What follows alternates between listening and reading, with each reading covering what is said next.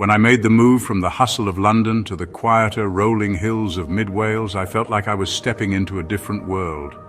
I still remember my first night vividly.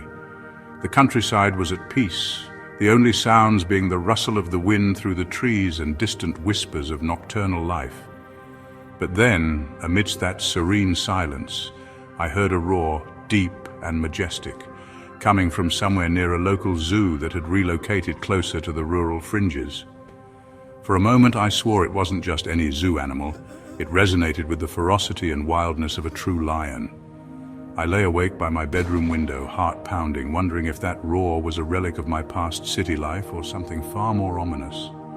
I began reading local accounts and folklore, discovering that this very region is steeped in legends of creatures that defy explanation. That night, every rustle in the undergrowth and every distant howl seemed amplified, as if the landscape itself was alive with forgotten secrets. Even now, on a still night, the echo of that lion-like roar stirs a haunting reminder of the wild unknown that borders the civilized world.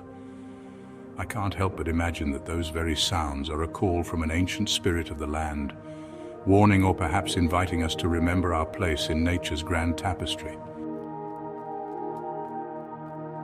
In Bodmin, Cornwall, I once stayed at a quaint farmhouse bed and breakfast on Bodmin Moor, a place where the mists roll in off the moorlands like living memories of the past. One chilly autumn evening, while the fog was thick enough to hide the stars, I ventured out briefly to fetch some firewood. That's when I saw it, a large sleek black cat with eyes that seemed to glow in the dim light.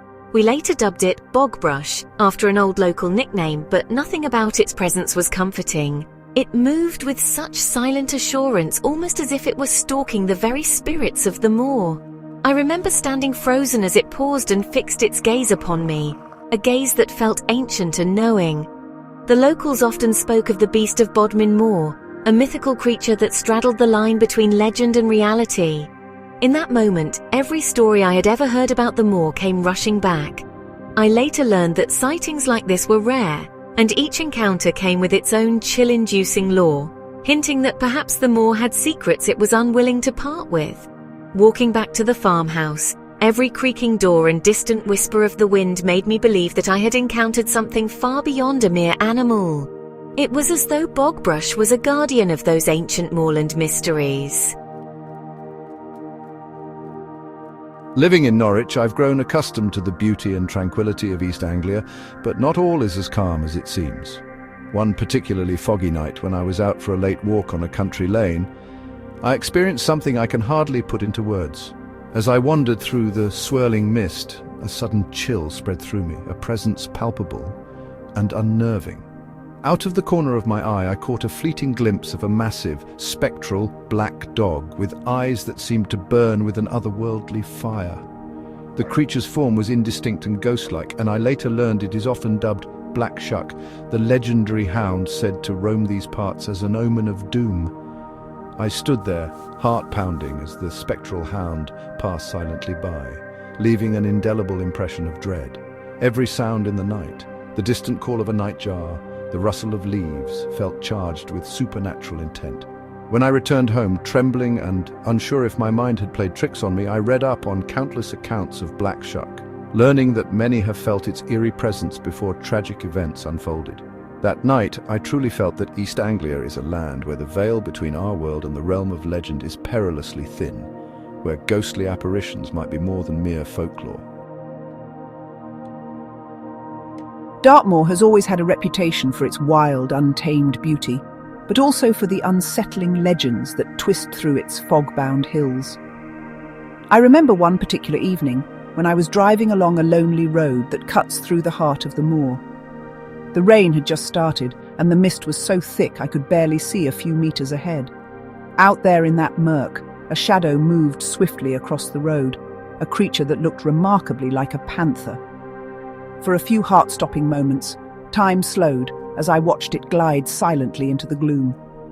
Later, an old local told me that a similar incident had been linked to none other than Spring-Heeled Jack, the infamous figure known for his unnerving ability to leap buildings and vanish without a trace. As if that wasn't enough, I'd heard whispers of ghostly hounds, spectral creatures said to prowl these lands, their mournful howls blending with the stormy winds. Standing in that rain-soaked night, I could almost feel the tangible presence of stories from generations past echoing through the moor. It was as if Dartmoor itself was alive, carrying within it the echoes of lives, legends, and long-forgotten terrors. Even now, when the weather turns, I remember that night and wonder if the moor's ancient magic is simply a reminder of the thin boundary between myth and reality. Exmoor has always been a land of quiet mystery, but nothing prepared me for what I experienced one mist-laden evening several years ago. I'd taken to taking evening walks near my farmhouse on the edge of Exmoor, a region where local lore speaks of a formidable creature known as the Beast of Exmoor. While walking along an ancient path lined with gnarled trees and whispering heathers, I found the silence suddenly broken by eerie rustling in the undergrowth. At first, I thought it was a fox or perhaps a stray dog, but then I saw it, a massive, dark-furred animal moving stealthily between the trees. Its eyes glinted in the fading light, and its movements were both graceful and intimidating.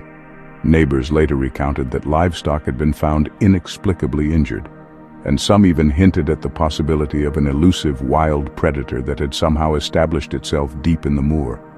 I felt an inexplicable mix of fear and awe. Here was a creature that defied explanation, a living echo of the moor's ancient secrets. The lore suggested that such beasts were remnants of a wilder, untamed England, a place where nature still held sway over man.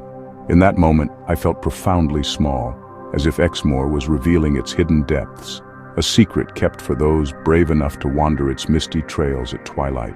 Even now, every crunch of leaves underfoot reminds me of that night and the enduring mystery of whether such creatures really roam these forgotten wilds. Each storyteller, with their detailed recollections, weaves a tapestry of fear and wonder that stretches across the British landscape, from the quiet, haunted corners of Mid Wales to the misty moors of Devon and Exmoor, and even the eerie expanses of East Anglia. These encounters blend local legend with lived experience, reminding us that the shadowy boundaries between myth and reality may just be thinner than we ever imagined.